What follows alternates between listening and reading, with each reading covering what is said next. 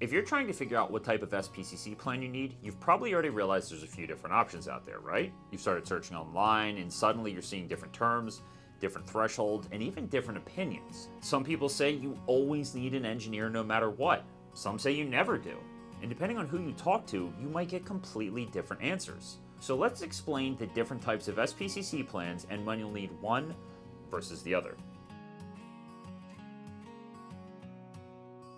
Hey there, it's Dennis Ruhlin with RMA, your environmental experts. We've done a lot of SPCC work here at RMA, so before we get into it, I want to mention that if you need help with your SPCC plan in any manner, reach out or check our website. We have a ton of helpful resources. All right, let's get back to it. SPCC is a federal regulation, but it gets interpreted in different ways by consultants, state agencies, or even professional engineering boards. On top of that, it applies to a huge range of facilities, from farms and hospitals to data centers and concrete plants, marinas, industrial sites, schools, you name it. Regardless of industry, there are 3 different types of SPCC plans that are available out there.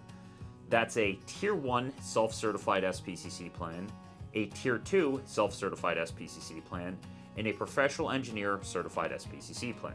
All right, let's break those 3 down.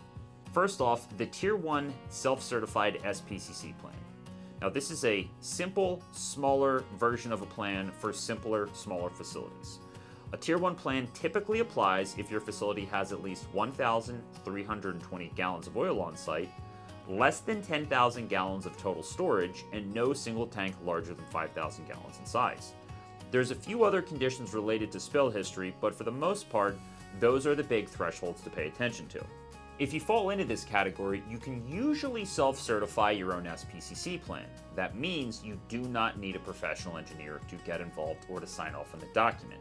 In fact, you can even use the EPA's free Tier I SPCC plan template on their website, which we have linked down below if you'd like to. Fair warning though, in our opinion, it's not a really good template. It technically exists, but that doesn't mean that it's easy or good to use. Next up is a Tier II self-certified SPCC plan, and this is where people start to get a little tripped up. You can still be under the 10,000 gallon threshold, and you can still certify your plan, but if you have even one tank larger than 5,000 gallons, you're no longer in Tier I territory. That bumps you into Tier II territory. So again, you're still allowed to self-certify, but you can't use the simplified Tier I approach anymore. In fact, you can't use the EPA's free Tier I SPCC plan because you are a Tier II facility now. The plan generally will need to be more detailed, more customized, and more carefully thought out compared to a Tier I plan. A lot of people will assume that staying under 10,000 gallons is all that matters, but in this instance, the tank size matters too. Now, I also want to throw out a quick clarification here because this still confuses people all the time. An SPCC plan, a Tier I or a Tier II plan, has absolutely nothing to do with Tier II community right to know reporting under EPRA. I know they sound the same. I know Tier II reporting and a Tier II SPCC plan seem very similar, but they have absolutely nothing in common. They're completely different regulations with completely different purposes. One does not count for the other. Make sense? Good. Okay, back to SPCC, and the third type of plan is what's called a professional engineer certified SPCC plan. And this is generally when your facility has more than 10,000 gallons of oil or petroleum products stored on site.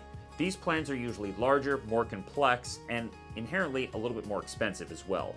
The plan itself can technically be prepared by anyone, but a licensed professional engineer has to review it and certify it. Now, that PE is signing off that the plan meets SPCC requirements and has prepared in accordance with good engineering practices, and that overall, the facility's response procedures are going to be appropriate.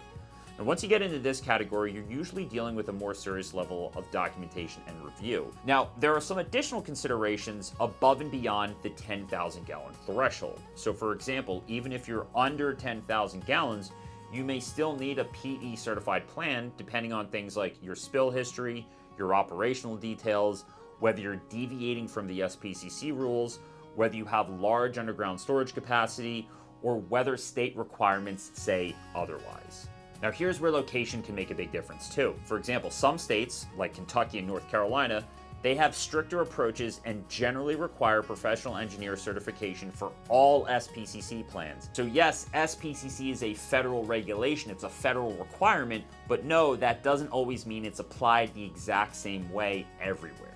Now, let's talk about cost. Once you understand the different types of SPCC plans that you might need, the cost differences start to make a lot more sense. So a smaller Tier 1 plan is usually going to be on the lower cost end of the spectrum.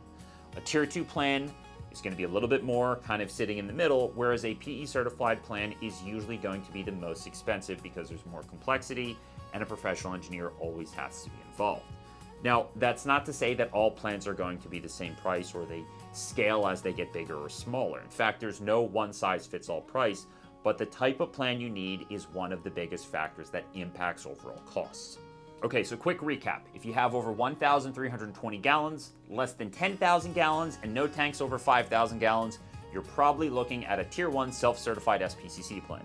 Less than 10,000, but at least one tank over 5,000 gallons, you're probably looking at a Tier 2 SPCC plan. Now, if you have over 10,000 gallons, a significant spill history, certain deviations from the rule, certain underground storage situations, or state requirements dictate otherwise, you're looking at a professional engineer certified SPCC plan. And if you're dealing with a very large facility with, say, over 1 million gallons, or you're transferring oil over water, you have a facility response plan, or there's some other unique situation, then you're outside the simple conversation of a simple SPCC plan, and you're likely looking at a larger, bigger compliance requirement. The takeaway is this: there are 3 main types of SPCC plans, and the real question is whether or not you can self-certify or whether or not you need to get a professional engineer involved. So how do you move forward and find out? Easy. You can check out our Learning Center to learn more about SPCC plans. You can visit our pricing page to use our free SPCC project cost calculator to get a realistic range of what SPCC plan services could cost for an operation of your size. You can reach out to us over the phone, over email, or you can schedule some time to have a video conference with one of us here at RMA.